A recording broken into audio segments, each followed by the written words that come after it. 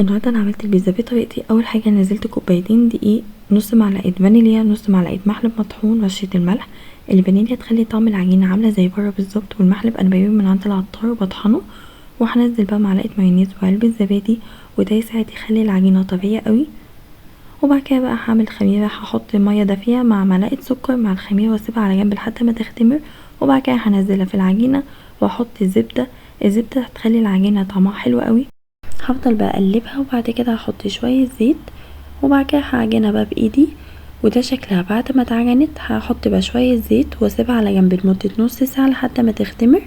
دلوقتي بقى انا هعمل صلصه، والسر بقى اللي يخلي الصلصه زي بره بالظبط دي طريقتي.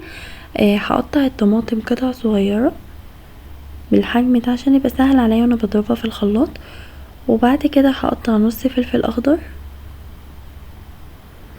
هحط بقى كل دوت في الخلاط، والسر بقى اللي يخلي طعمها زي بره بالظبط.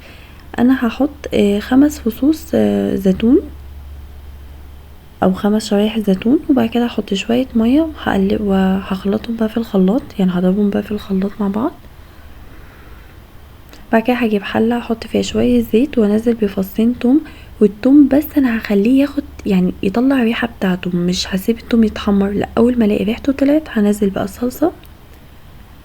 هحط نص معلقه بابريكا، نص معلقه بصل باودر، نص معلقه فلفل اسود، معلقه كبيره كاتشب. وهحط بقى مثلا نص معلقه ملح على حسب انتوا بتحبوا الملح قد ايه. وهقلبها اول ما تتسبك بقى هحط نص معلقه زعتر. ده بقى العجينه خلاص. انا جبت صينيه هحط شويه زيت، وبعد كده هدهن بقى الصينيه بالزيت كده. وبعد كده هحط بقى العجينه وهفضل الفت كده العجينه على شكل الصينيه.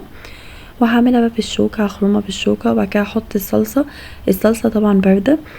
هنزل الجبنه الموتزاريلا. يعني هنا عملت ميكس لحوم. اول حاجه نزلت اللحمه المفرومه، بعد كده الروز بيف والسلامي والفلفل الاخضر والزيتون، الموتزاريلا، شرايح الشيدر. دخلتها الفرن على اعلى درجه حراره. دي شكلها بعد ما طلعت بجد كانت طريه وكانت حلوه قوي، وطعمها كمان كان حلو قوي.